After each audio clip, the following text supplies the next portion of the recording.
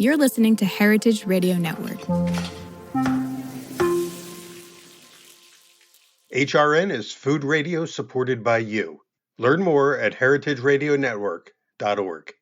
Whether you're a chef or just love going to restaurants, you know the best ingredients are everything. West Home is working with the land to create nature-led Australian Wagyu. Learn more at westhome.com. Hi, I'm Peter Reinhardt.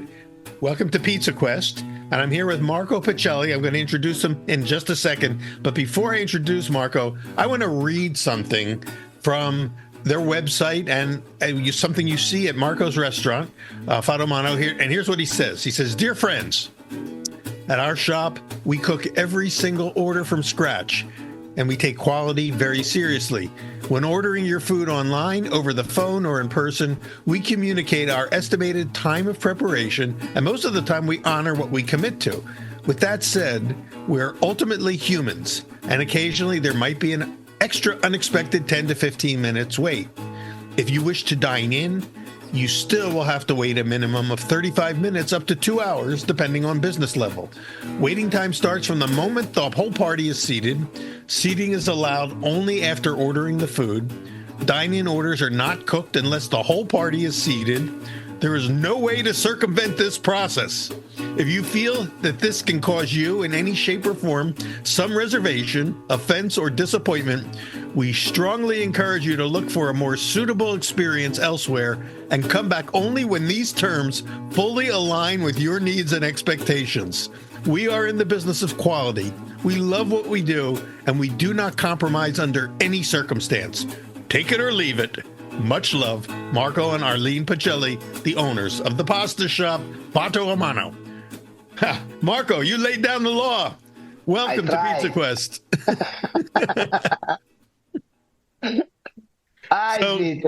So it's great to meet you. On the screen, I'm across the country from you, but of course, our co-founder of Pizza Quest, Jeff Michael, and his family, and they eat with you all the time, and they love what you're doing. And so I want to find out a little bit about that. But let me ask you this before we get started: do you get any blowback from your customers about that disclaimer that you have on the, when they first come in? Very little. A little bit.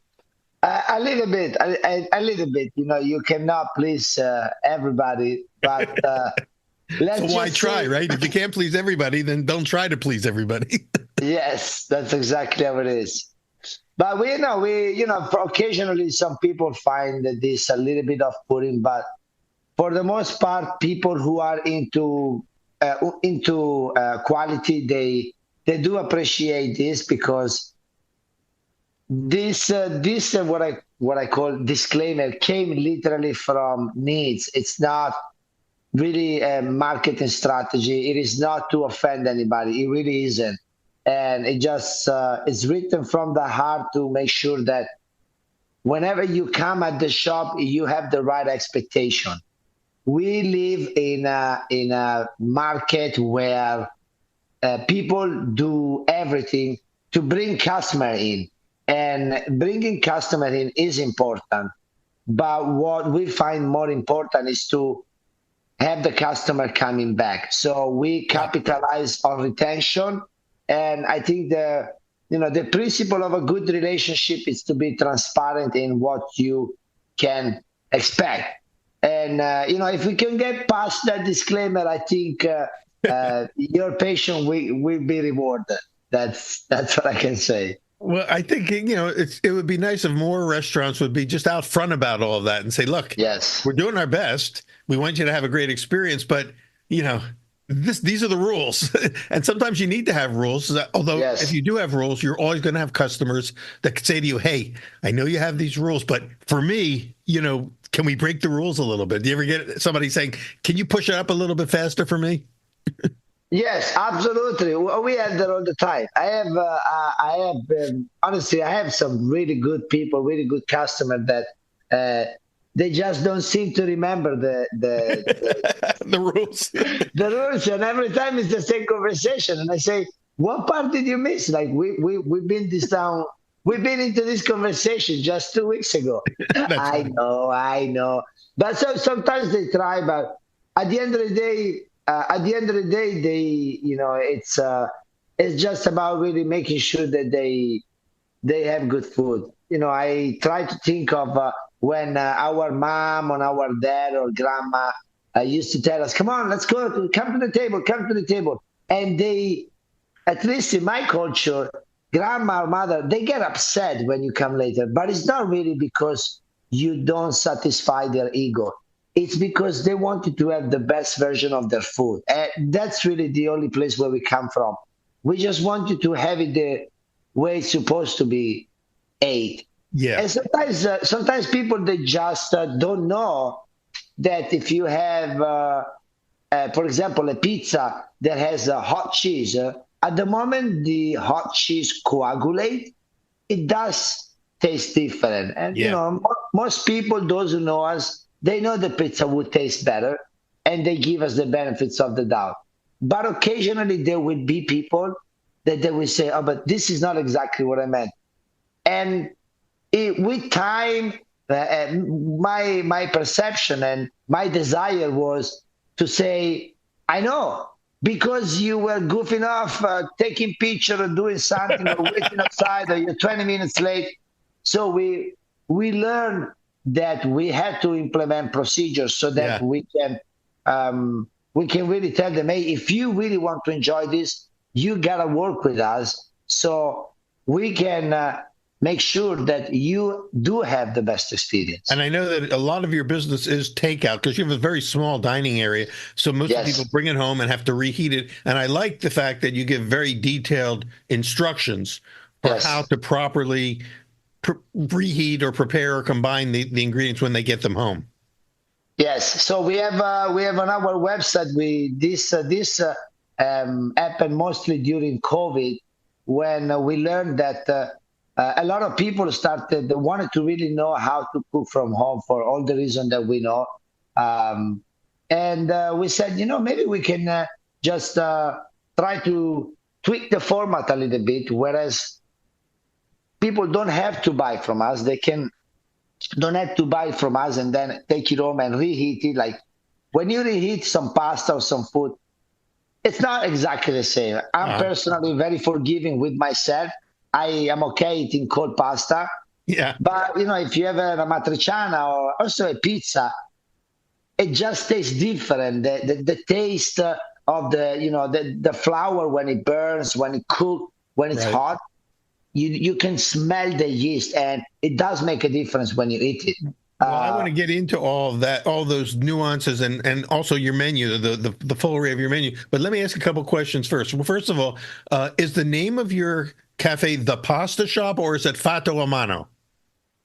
Or both? So it's actually both. Fatto a Mano, The Pasta Shop. When we were studying the name of the brand, we learned that in this part of the United States, a lot of ethnic restaurant, and I try to put our in an ethnic restaurant because technically, but not technically, practically is Italian. Yes. We want to give it authenticity in the name by using the native language, obviously, which is Italian. But of course, for anyone who doesn't speak Italian, that would be blah, blah, blah, or Fatto a Mano would mean it's exactly the same. So if they don't speak Italian, Fatto a Mano, as I understand it, means made by hand. Is that right? Correct. In other words, it implies that this is handcrafted food. Everything, every single thing that is in there, it's handcrafted. So we have, we started with pizza, but we also do gelato, we also do pasta, we also do cake. Every single thing that comes from the shop, except the sodas that we sell, it's made from us. Even the gelato you make. Even the gelato, we made hot chocolate. We have amenities when you come to the shop, depending on the season. We made some different type of gelato. Last year, we made crema gelato, which is the Italian take on the lemon custard. Ooh. And this year, we made tiramisu gelato. And next year, I already have something in mind. We are trying to elevate the gelato with some Blue Mountain Jamaica coffee.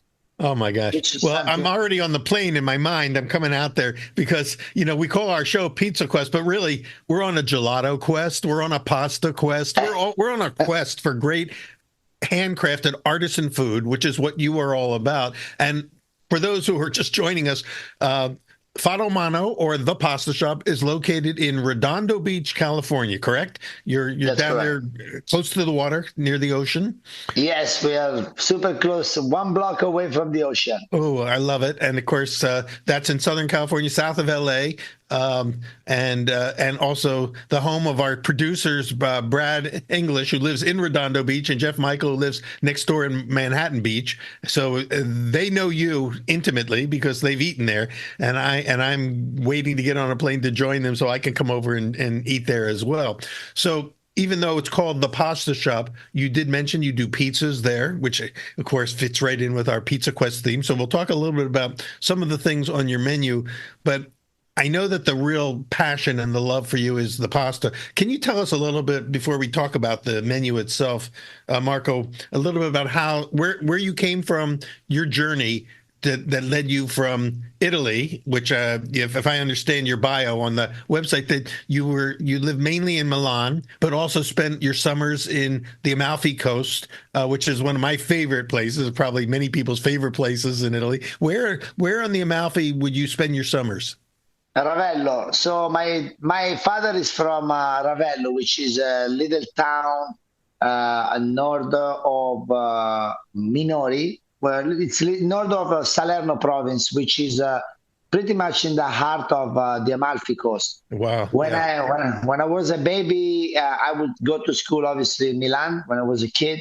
And then because unfortunately, I lost my mom when I was very young, my dad would, my great aunt, so the sister of my grandma, would take care of my brother and I for the whole summer break. Is that who you call Zia Concettina? That is correct. So she's a very important person in your life. Yes, and believe it or not, I was not her favorite, not one day of her life. This is a true story.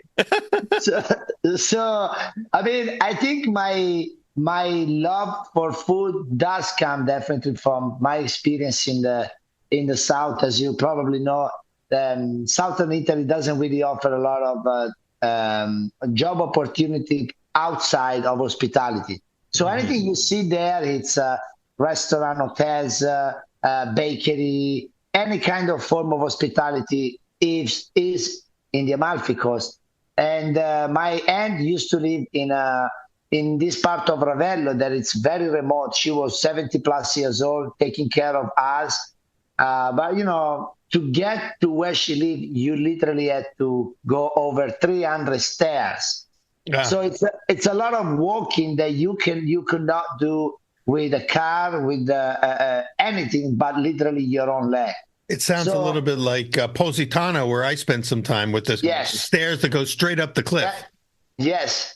So that was the blessing and the curse of my aunt, because she was literally forced to live in a very indigenous fashion. So not really a lot of grocery store and whatnot. So she had everything in her backyard, whether it was blossom squash, tomato, lemon, eggs.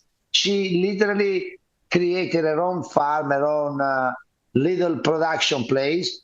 And the benefits for us is that we literally lived out of it. And believe it or not, these days that we consider a 10-star luxury lifestyle. It's something that most people would not be able to afford to have, because the geographical location of Ravello is unique. So you really get to have the very best quality. You can eat tomato like if you eat a piece of apple. And boy, it does make a difference. It doesn't taste like water. It tastes like tomato to the quintessential level. It's really what we got used to. Yes, we got used to that. So I think, walking through the little town of Ravello and whatnot, I always happen to be to walk behind maybe the kitchen, the vicinities of a kitchen who is cooking for a restaurant, and walking through areas where you can smell the lemon.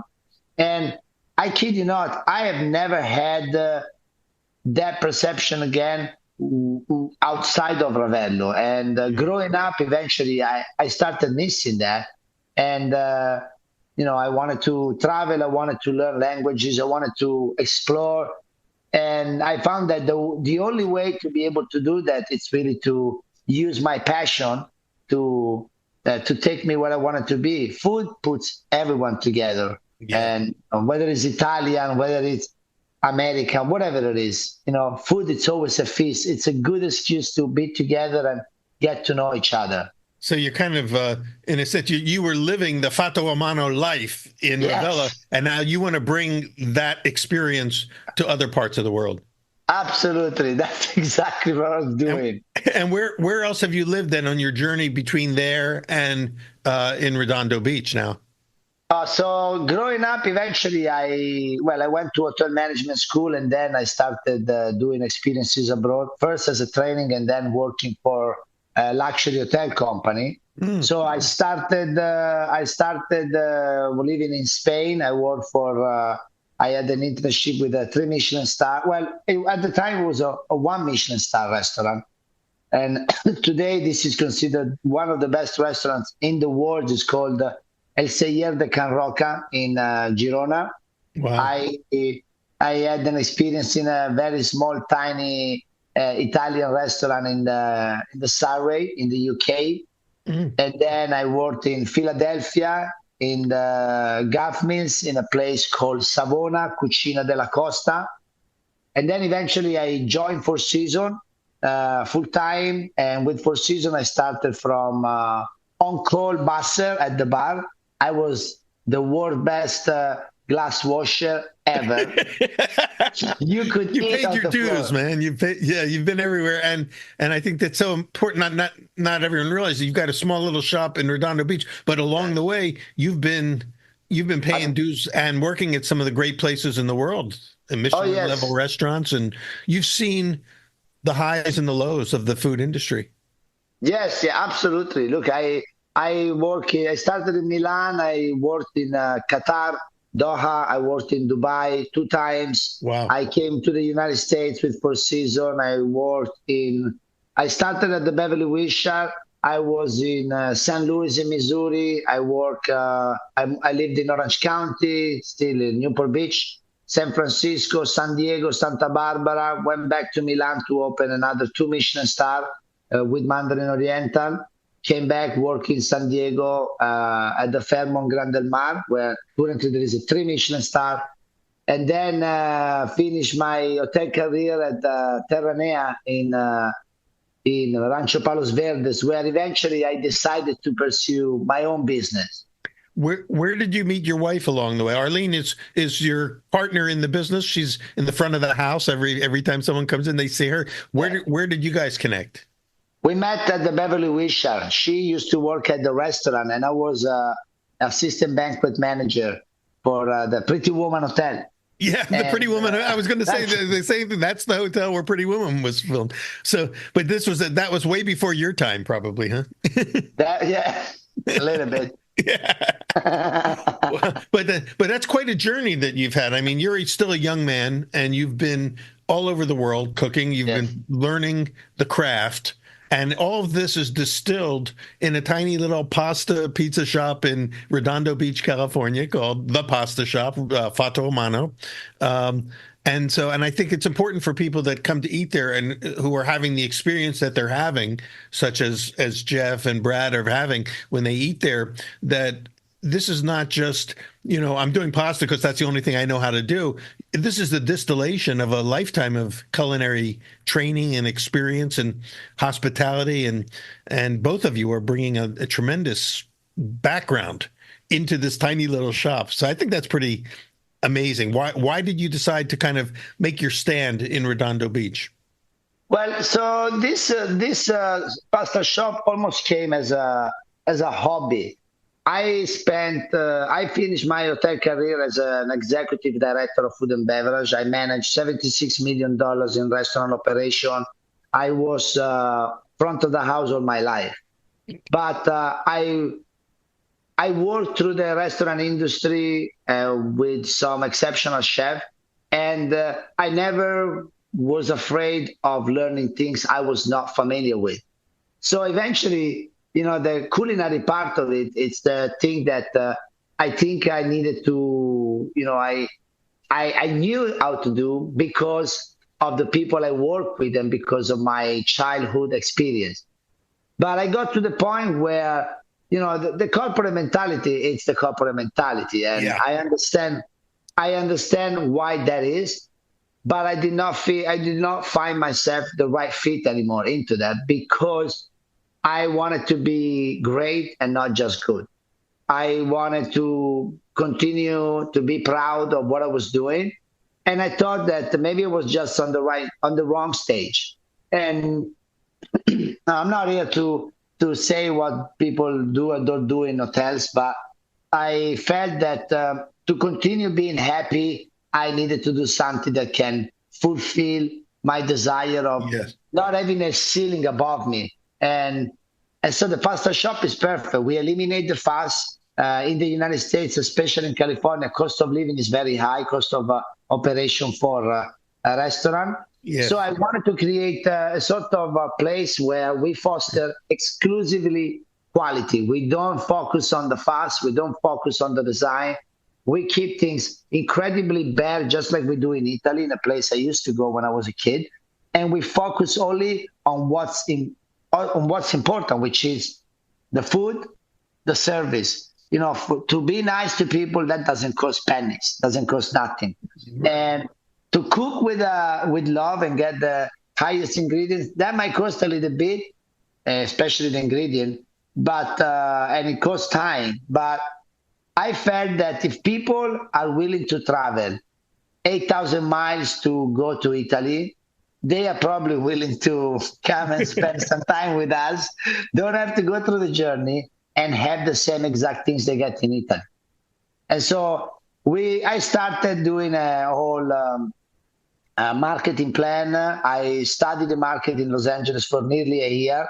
I would go into shop with a laptop, count the people that come in, come out, study the menu, understand what is that, what I thought it was the best in the market at that point could offer, price point, product. I tried the food. I had a complete detail, in-depth SWOT analysis that I did to really understand not how to elevate, but how to literally tap in the missing part of the market. Because that's really what I was looking for. I was afraid of not having a sustainable solution. So I wanted to provide something that, in my opinion, people could benefit from, and that was not available in the market. At the time we opened a pasta shop, there wasn't a single place in Los Angeles with the title pasta shop. The pasta shop wasn't even a business category. That's right. Yeah, it's growing. The concept is growing across the country, but it's relatively new now to Americans that a shop could make it, as a fresh pasta shop. Yes. So that's really what we did. We started. We went super. It was, for me, it was really important to just do it right. I prepared a strategy A, which was the opening strategy. And I said, if things don't work in 6 months, I'll pull the plug. I'm going to use my exit strategy. I swear I had it all laid out. And I said, I guess I'm going to go back to my corporate job. That's what it is. And luckily, I never had to do that. And I'm very grateful. Well, that's incredible. Whether you're a chef or just love going to restaurants, you know the best ingredients are everything, especially when it comes to beef. In Northern Australia, there's a different approach to raising high-quality beef. Westholme, based in Queensland and Northern Territory, is working with the land to create nature-led Australian Wagyu. They steward 16 million acres of rangeland, guided by their natural ecosystem, and are led by a belief that if they balance the needs of their cattle with the needs of their environment, both can thrive. Their team of rangeland experts and nature managers use a variety of tools like satellites that assess grass health and on-the-ground research to monitor and respond to the welfare of the environment. These cows graze on native grasses like Mitchell grass, which is only found in Australia, along with dozens of other plants, herbs, and seasonal legumes. Cattle are happier when they have the freedom to forage and explore, so Westholme ensures they can roam wild, foraging at will for the first 2 to 3 years of their lives. The result is high-quality Wagyu beef that reflects the terroir of Northern Australia and a flavor suited to complement any cuisine. West Home believes that when nature leads, flavor follows. Learn more at westhome.com. Let's talk a little bit about the menu at Fatto Mano, because I want to get into a little bit of this sort of what it is about pasta. Number one, pasta is having its moment again. Pasta's never gone away. Everyone loves pasta in all forms and in all cultures, but Italian style pastas like what you're serving at at Fatto Mano they're coming back kind of big time. And I think there's got to be a reason why. And some of it has to do with what you said, your passion and the commitment to it. But what is it about pasta that makes it, so appealing? But also, what is it about your pasta that differentiates it from the average, what we'll call American Italian pasta as we've grown up with? What is it? What is it that you're doing that's allowing your place to become such a passionate discovery for your customers? I think the culinary landscape in America has changed dramatically, mostly because of the ingredients that are now available in most part of the United States. We are blessed because we make pasta with all Italian ingredients. That's the number one thing. To give you some perspective, one bag of Italian imported flours of high quality to make pasta, it costs ranges about $60 per bag. American flour, there is essentially American flours that typically doesn't have a specification whether it's 000 or 1 or type 1 or any other type. It costs literally 1/3 of that.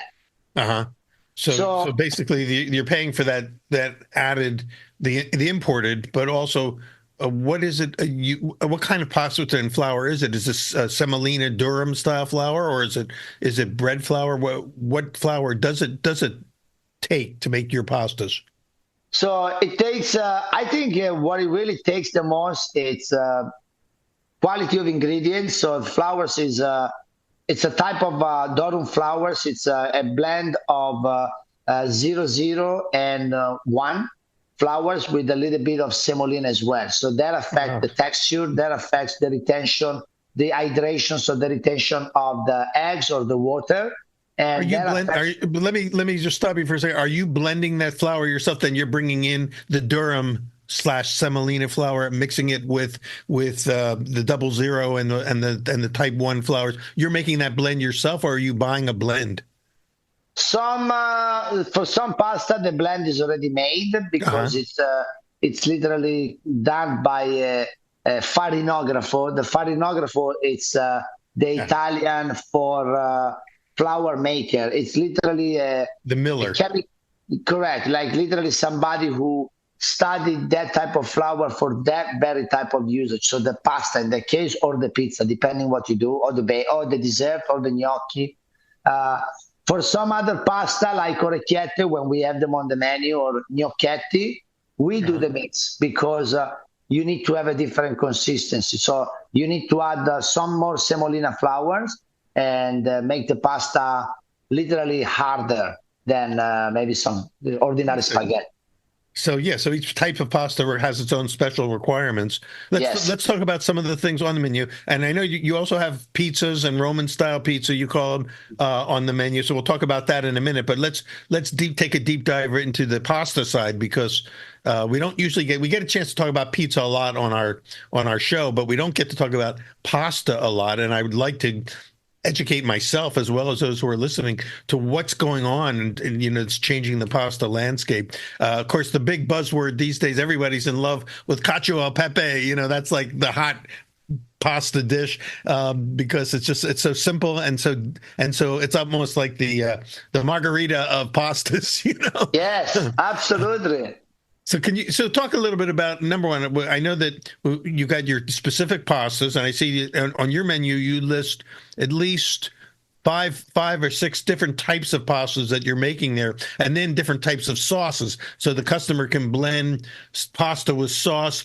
Yes. If somebody comes in and wants to say, I'm going to use your cacio e pepe as my sort of benchmark to determine whether I'm going to come back, What is it? What would you recommend? What pasta would you have them use for that? And what is it? Let's describe cacio e pepe for those few people left that don't know what that is.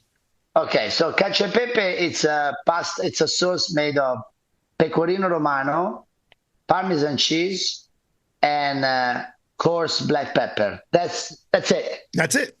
And a lot of love. A lot of love. A little pasta water, maybe, huh? Some pasta water in it. So yeah. Oops, sorry. So yes. So sorry. I'm getting close with my phone. So the cacio e pepe, the way cacio e pepe is supposed to differentiate itself, it's mainly from three things. Number one, the type of pepper you use, and it's to be coarse ground pepper. And you have to toast that before you mix it with the cheese, so you allow to release some flavor. I have seen that technique used on some cooking shows, and I hadn't even realized that toasting the peppers was such an important step. Absolutely, it's very important because playing with temperature allow you to release flavors in certain ingredients, and pepper is one of them. The second thing is absolutely the quality of the ingredients. So pecorino romano, it's a very sharp cheese, and it cannot be anything outside of Italian pecorino romano.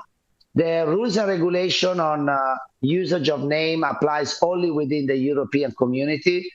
And unfortunately, outside of that, there are people that will make pecorino romano outside of Italy and call it pecorino romano outside of Europe, because there is really no rules or regulation that tell them not to. But the truth is, you have to use the authentic pecorino romano from Lazio, and you need to use the Parmigiano Reggiano cheese. So you use both because the Romano is a sheep's milk cheese, and the Parmigiana is a cow's milk cheese, correct?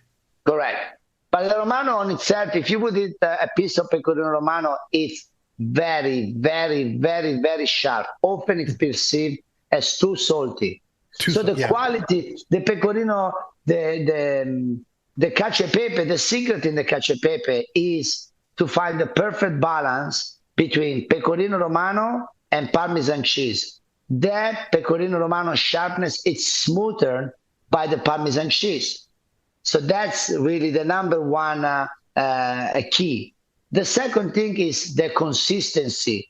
Yeah. You need to emulsify the two cheeses, the black pepper, and yes, you do need to use a little bit of cooking water, and make it as creamy as if this would be just literally something like a cream. Now, yes, it almost seems like a cream sauce, and yet it's made without cream. Correct. And the temperature, even in that situation, makes a big difference.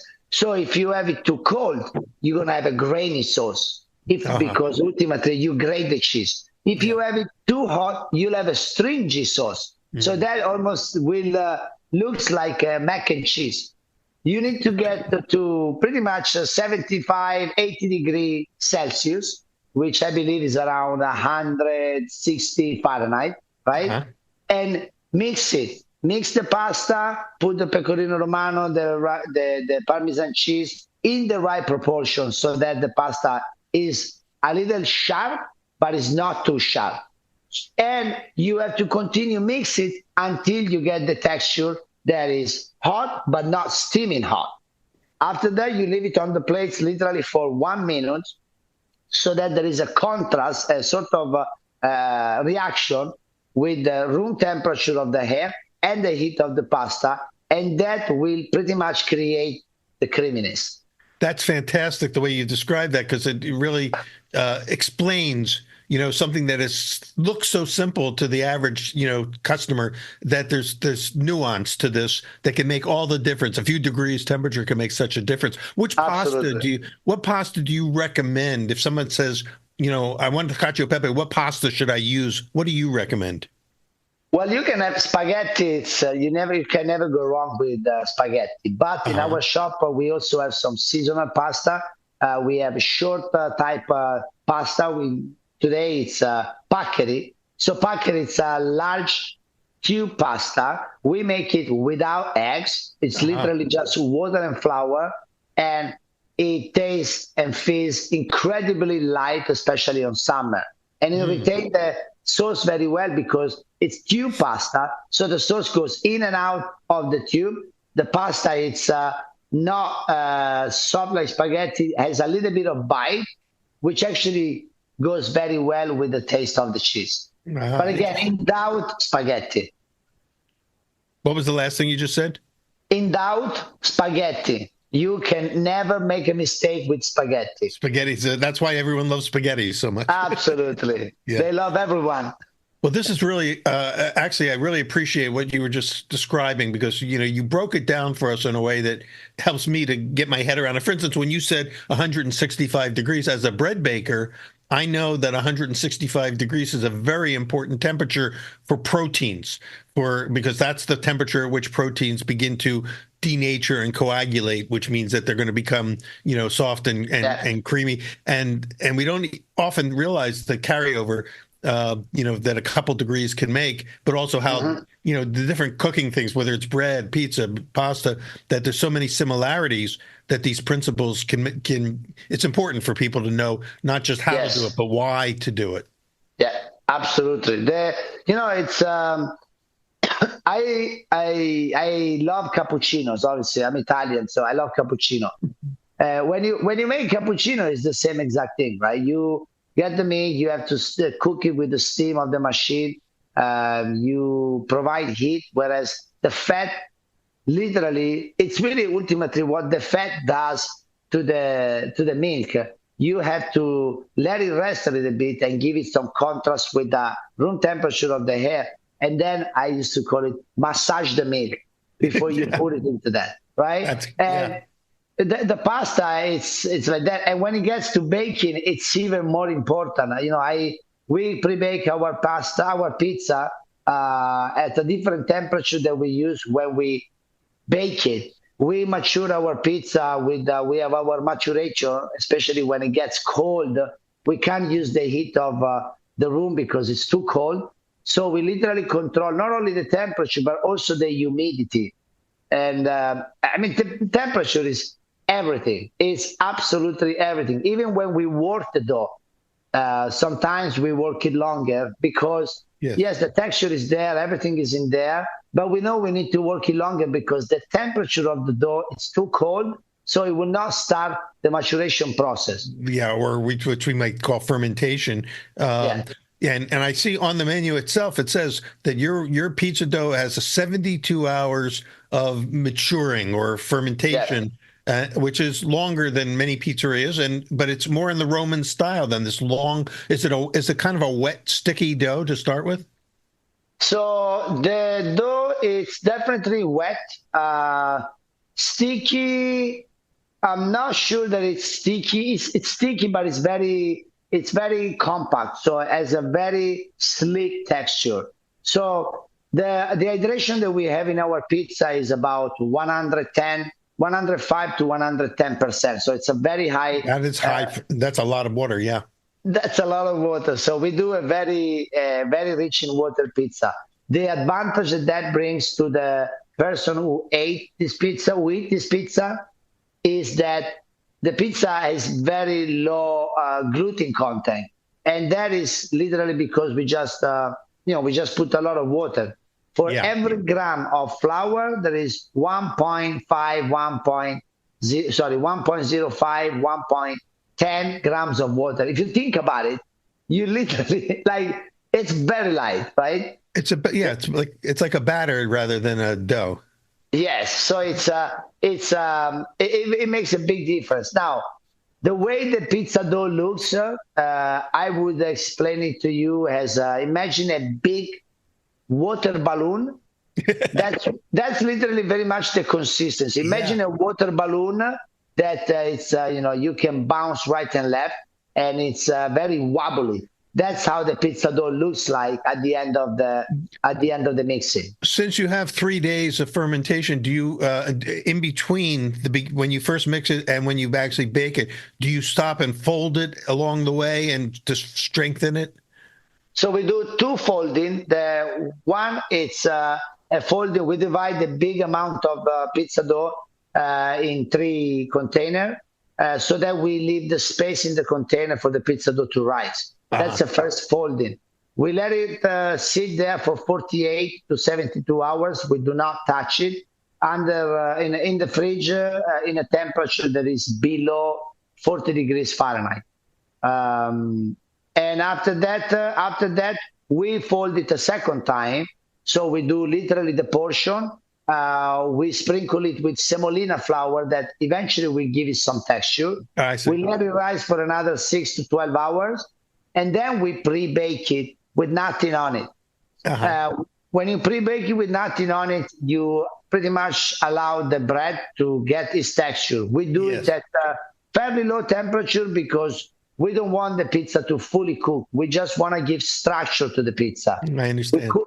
We cool it down. We cool it down after that, and then we use it for the final preparation. So we will finalize the cooking with the topping of our choice. Well, if you didn't pre-bake your pizza dough, then you'd have to change your disclaimer and say, not only do you have to wait 30 minutes, you're going to have to wait 2 hours, for your pizza. Easy.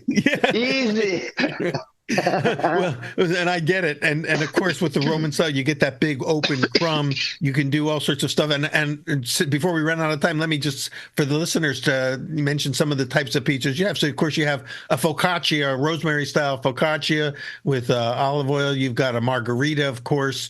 You've got the buffalo margarita, which is with the buffalo mozzarella. So that's sort of I would think the ultimate margarita. You've got one with fior di latte, the cow's milk mozzarella, along with pesto. So pesto is one of your sauces, your mother's sauces there, because you have a pesto pasta as well. Yes. You have something called the romagnola. Can you describe that? Yes, so the Romagnola, it's pretty much the pizza take on the Piadina Romagnola. Piadina Romagnola, for anyone who has been in Emilia-Romagna region, knows that it's the essence of that part of Italy. So it's Parmigiano Reggiano, Parma ham, 24 months age Parma ham, which come from Emilia-Romagna. Stracchino or squacquerone cheese, you can call it either way, which comes from Emilia-Romagna, and of course arugula, which is available anywhere in the region. But the stracchino is a very creamy, it's a fresh cheese, correct? Stracchino is a semi-fresh cheese, so it's a tangy cheese, it's a spreadable cheese that you can have cold or hot. So this is like a sandwich kind of a thing, right? Everything's inside? Yes. No, oh my God. It's on top. So we cook the pizza first with the stracchino only. The stracchino will melt, will be very, very cheesy. Boy, I want to eat it right now. And then we pull it out and we put the Parma ham after cooking. After we the fold cooking. it on it. Yes, and we sprinkle some arugula and extra virgin olive oil, completely raw. All of this is not cooked. Yes. So the result of when you eat it is, number one, you'll have a contrast in temperature, the cold of the meat, the heat of the cheese, the texture and the texture of the arugula salad, and then the taste of the extra virgin olive oil, which, by the way, it's cold pressed extra virgin olive oil. So it gives almost a little background of pepperiness and artichoke in your palate. Wow. Well, there's one other pizza that you have listed here, and I know you probably also have specials, but one is the affumicata with a smoked cheese, as well as Italian sausage, zucchini blossoms or zucchini squash, and it's you get all these great pizza concepts. Do you have one particular one that's sort of the house special, the one that's the most popular of all your pizzas? Well, the house special, I think it's surprisingly not a pizza with tomato. It's the Estiva, the one with the pesto. Yes, it's pesto, fior di latte, tomato confit, and basil leaves. That's really what most people go with. But if I would have to say, probably the one that you need to try, the first one you need to try, the less ingredients, the better, in my opinion. Yeah, because with a crust that like yours, the dough like you have, you could just put nothing on it and it would still be good. Yes, absolutely, and that's really what you go after when you get pizza. It's I think if you want to try the dough and really learn about our dough, just literally have the focaccia. There is literally not even salt on the topping. And exactly, yes. Well, we need to thank Zia Concettina for imbuing in you this passion and love for food, and I guess a lot of the sauces are her sauces, right? They're inspired by Aunt Concettina, right? Yes, absolutely. So we use San Marzano tomato, imported from Italy. We're very proud of what we do because a lot of people wonder what's the secret. And, as I said earlier in the interview, it's really the quality. Our tomato sauce doesn't have any secret except from love and quality tomato. We have white onions, garlic, oil, and good tomato. That's really, and basil, of course. But it's really a very simple recipe, and people love that. My Aunt Concettina, she used to make literally gallons and gallons of this during spring and summer season when the tomato would grow, right, and literally put him in a conserva type. So literally close into a jar. She canned it up for you.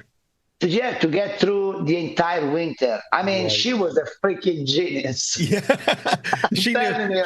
Yes, and so fortunate to have somebody in your family like that who could be a role model and show you how to do it and love you. And yet you were not her favorite, you said. No, well, I think one day, just like everyone, she wasn't perfect, I guess. And anyway, she made an eggplant parmigiana that eventually I love eggplant parmigiana. I'm guessing that she taught with tough love. Lots of tough love. I dare to tell her I didn't like her eggplant parmigiana. I kid you not, she did not talk to me. She did not talk to me until she passed. And my dad this day told me, Zia Concettina loved you, but she kept telling me, Marco has that look, that endearing look, that want me to make me smack his face. Because he keep looking at me like, I can't say it. I don't know. I was just too honest since I was a kid, I guess. Well, Marco, before we run out of time, I just want to tell our listeners again, remind them that where you're located. We only talked about some of the things on the menu. Go to the website. Go to Pasta Shop RB, Pasta Shop RB for Rehoboth Beach, www.pastashoprb.com. Look at the menu, read the disclaimer for yourself, read about Marco and his wife Arlene, and read about Fatto Mano, because it's a little gem of a place, down there by the ocean, and on the it's not the Amalfi Coast, but it's almost the Amalfi Coast of America down there. It's beautiful. It's very beautiful. Yes. And so, Marco Pacelli, thank you for being with us, for sharing your passion, your love, and this great menu. I mean, I look at the menu and, I can almost taste it, because you can feel the love pouring through just even the concepts that you are bringing. And in a sense, I guess all I could say is you're trying to bring the essence of your childhood memories, your taste memories, absolutely, of Italy to Americans who may or may not have ever been there, but if they taste yours, they're going to get as close as they can get. That's exactly how it is. Marco, thank you so much, and we'll look forward to having you back another time. Maybe we can have a show with you where we can actually do some cooking with you and see in person some of these things. Meanwhile, the photos on the website are great, and for those of you who are watching or listening, check out the website. And thank you all for joining us on Pizza Quest today. I'm Peter Reinhardt. We were with Marco Pacelli of Fatto Mano, and we will see you on the next episode. Thank you, Peter. Thank you, everybody. Marco. Pizza Quest is powered by Simplecast. Thanks for listening to Heritage Radio Network, food radio supported by you. Keep in touch at heritageradionetwork.org/subscribe.